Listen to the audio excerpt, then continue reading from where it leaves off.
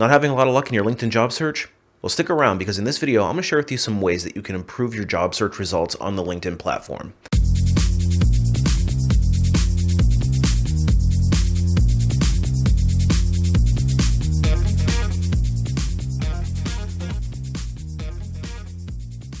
Hey everybody, it's Brian from Life After Layoff, and today I want to talk to you about how to improve your LinkedIn job search results. If you're going through an active job search right now, applying for lots of different jobs and just not having a whole lot of luck, there's some things that you can do on the LinkedIn platform to increase your visibility. So in this video, I'm going to share with you some common things that I see as a recruiter that could probably help you a little bit in terms of just giving you that extra little edge to get across the finish line.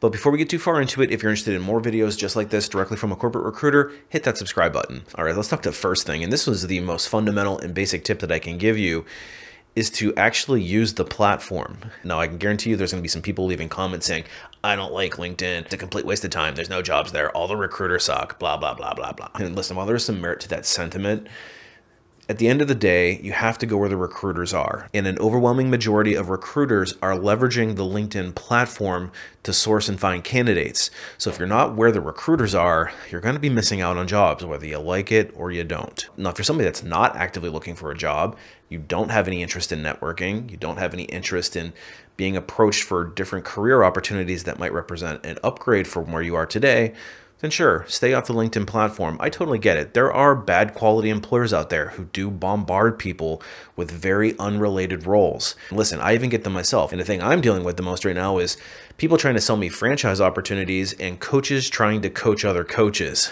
So obviously, it can be a little annoying when you get those inbox requests and you click on it and it's like, here we go again. However, for every low quality opportunity that comes your way, there are legitimately really strong opportunities that recruiters actively reach out to people on LinkedIn for. And not to mention, when we're recruiting positions, we are almost certainly going to be running those ads on the LinkedIn platform. So you're going to have two opportunities to get in front of that recruiter: the job application, should you choose to apply to it, and if a recruiter comes to you and reaches you unsolicited. And if you're sitting there listening to this saying, gosh, Brian, you know what? You've convinced me. I'm going to go on the LinkedIn platform.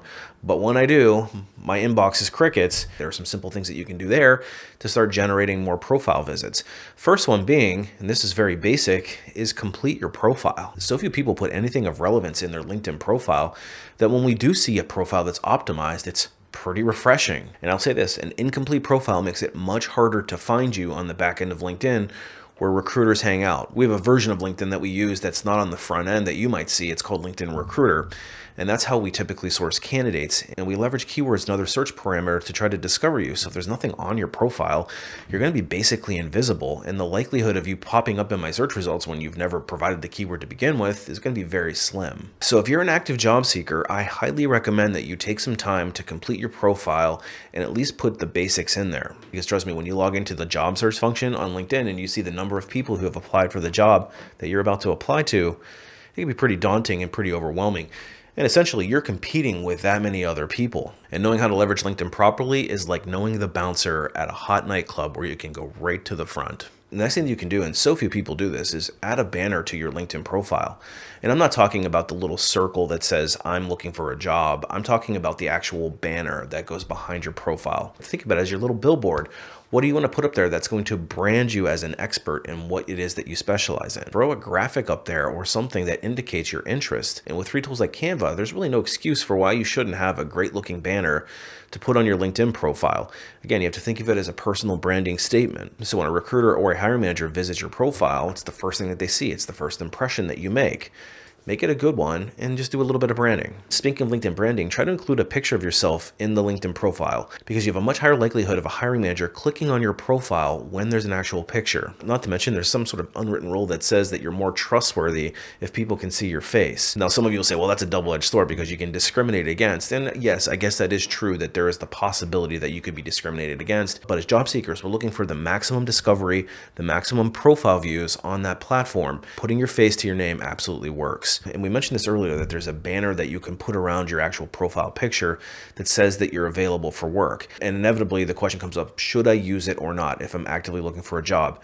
Here's the thing. If you put it on there, sure, you might get more people to click on your profile and look at it. However, it's probably not going to affect your job search all that much because recruiters can see the statuses that you set on the back end. You're probably better off going in your profile settings and indicating that you're open to work. And more importantly, is responding back to recruiters who solicit you, even if you're not interested in the role, because it does put you into a different bucket of people who are more likely to respond. So we as recruiters won't even see that banner on the back end. So in that regard, it really won't affect you that much. Not to mention, if you've got all the stuff that I need and you're actively working, it doesn't stop me from soliciting you to say, hey, I've got a job and you've got a great profile for the job that I've got. Would you be interested? So banner or not, I'm reaching out to you anyway. And let's talk LinkedIn job postings for a minute. If you search for jobs, you probably come across a button that says Easy Apply. It's basically a one-step click that you can apply to jobs using a preloaded resume. And the reason why LinkedIn does it is it allows employers to collect more resumes because when it's easier to apply, more people will apply to those jobs. But usually what happens is it's a very lazy mouse click. People just say it, they apply to it, they shoot it off, and then they move on with their day. So if you're the type that sprays and prays, it can be very easy to rack up the total number of applications that you've got out there. And usually the only thing that's good for is getting rejection letters. So I would not recommend that you use the Easy Apply button if you see one. Take the time to go onto the corporate website and actually apply because you're gonna have a higher likelihood of being seen. And the reason being is that if you follow this channel and you've taken my Resume Rocketfuel course, you know that we wanna customize our resume to give us a better likelihood of getting that phone call or to improve our callback percentages. And customization is absolutely key there. So by doing the Easy Apply button, it's kind of the lazy way, and it is absolutely going to affect the number of callbacks that you get. So avoid those Easy Apply buttons. The next thing I want to point out about job postings on LinkedIn is when a recruiter places a new job on LinkedIn, it's a fresh job, it's best to be one of the earliest candidates to apply as possible. There's going to be a higher likelihood of you getting your resume seen and getting into the interview process as an early applicant. Because we want to have every advantage that we can as job seekers, I would certainly be leveraging LinkedIn's nifty alert settings because you can set up alerts for different job types and keywords. And as they pop up onto your feed, you can be one of the earliest to apply. Again, avoid that Easy Apply button, but it could give you a leg up on the competition and be one of the early applicants. If you haven't done so already, set up a few alerts so you can supercharge your job search. And the final tip that I want to talk about in today's video is stop lurking. If you're the type of person that only scrolls LinkedIn, never engages on any content, or never puts any of your own content out there, you're missing a huge opportunity to be seen. Because again, you have to think of LinkedIn as your personal career billboard. Every piece of content that you put out there or that you engage on has an opportunity to push your name out to a much broader audience.